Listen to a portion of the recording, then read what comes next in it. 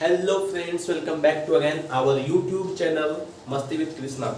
Friends, आज के इस वीडियो में हम लोग जो है लूसेंट का डे नंबर 4 करने वाले हैं और इसमें हम लोग देखेंगे पुरातत्व संबंधित साक्ष्य से मिलने वाली महत्वपूर्ण जानकारियां। ठीक है, तो यहाँ से जो भी प्रश्न बनेंगे वो सारे प्रश्न आपको जो है सो हमने यहाँ पे लिख दिया है जो इम्पोर्टेंट था, और इसको एक एक करके एक एक पॉइंट आपको याद रखना है।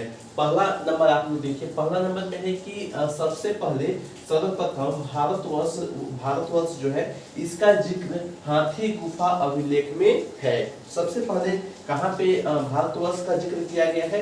हाथी गुफा अभिलेख में इसका जिक्र किया गया है। तो आप लोग को ध्यान रखना है यहाँ पे कि सबसे पहले भारतवर्ष जो भारत का हमारे देश का जो नाम है उसका जिक्र कहाँ से मिला है? हाथी गुफा अभिलेख से मिला है। आगे हम लोग बढ़ेंगे। अब सेकेंड नंबर देखिएगा, ये है आपका कि सर्वप्रथम भारतवर्ष पर होने वाले हुन आक्रमण। सर्वप्रथम भारतवर्ष पर होने वाला जो हुन आक्रमण है इसकी जानकारी हम लोग को कहाँ से मिलती है?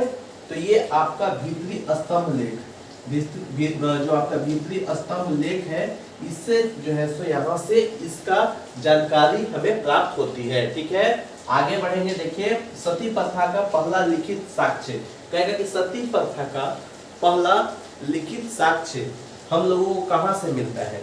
तो सती प्रथा का पहला जो लिखित साक्ष्य है ये हम लोग को मिला है एरन अभिलेख से। एरन अभिलेख से ये हम लोग को प्राप्त होता है। कहाँ से होता है? सती प्रथा का पहला लिखित साक्ष्य हम लोगों को एरन अभिलेख से प्राप्त होता है। आगे बढ़ेंगे और सिक्के पर लेख लिखने का कार्य, सबसे पहले सिक्का पर जो लेख लिखने का कार्य है वो किया गया था यवन शासकों ने जो है सो किया था।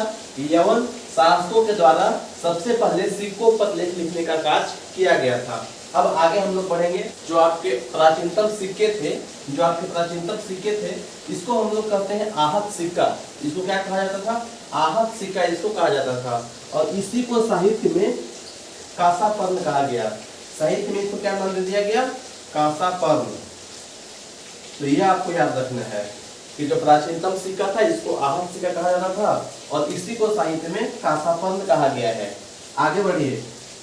जो आपका अरिकमेडु है, अरिकमेडु कोई जगह है, यहीं से जो है सो रोमन सिक्का प्राप्त हुआ था। तो रोमन सिक्का कहाँ से प्राप्त हुआ था? आप लोग क्या लगाइएगा? आंसर इसका क्या होगा? तो ऑप्शन में आपको मिलेगा अरिकमेडु। तो यही वाला जो ऑप्शन है वो आपका सही हो जाएगा। इसके बाद में एक प्रश्न और है, अभिलेखों का अध्ययन क्या कहलाता है? जो अभिलेख जो होता है उसका जो स्टडी करता है, उसका जो अध्ययन करता है उसको हम लोग कहते हैं इपिग्राफी। इसको क्या नाम दिया जाता है? इसको नाम दिया जाता है इपिग्राफी। तो फ्रेंड ये था, एक बार क्लोज देखिए। सर्वप्रथम भारतवर्ष का जिक्र है, हाथी गुफा अभिलेख है। इसके बाद में हुन आक्रमण की जानकारी हम लोग को भीतरी स्तंभ लेख से प्राप्त होती है और सती प्रथा का पहला लिखित साक्ष्य हम लोग को मिलता है एरन अभिलेख से। इसी प्रकार से सर्वप्रथम सिक्के पर लेख लिखने का जो कार्य है यवन शासकों के द्वारा किया गया था। नेक्स्ट है प्राचीनतम सिक्के को हम लोग आहत सिक्का इसको कहते हैं और इसी को साहित्य में जो है सो कांसापर्ण भी कहा गया है। अरिकमेडु से रोमन सिक्के प्राप्त हुए हैं और अभिलेखों का जो अध्ययन है, जो स्टडी करता है अभिलेख के बारे में, उसको कहा जाता है इपिग्राफी। तो ये इंपॉर्टेंट था। कल का टॉपिक हम आपको बता देते हैं कि कल हम लोग क्या करेंगे।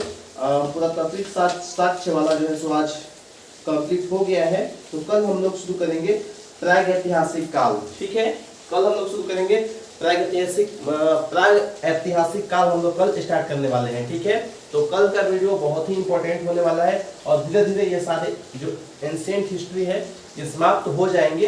तो हम लोग जो है सो जो भी आगे पढ़ेंगे बहुत इंपॉर्टेंट चीज आपको आने वाला है, जैसे कि जैन धर्म से स्टार्ट हो जाएगा, जैन धर्म, बौद्ध धर्म, इसके अलावा मौर्य साम्राज्य और इसके बाद में मुगल तो बाद में आएगा।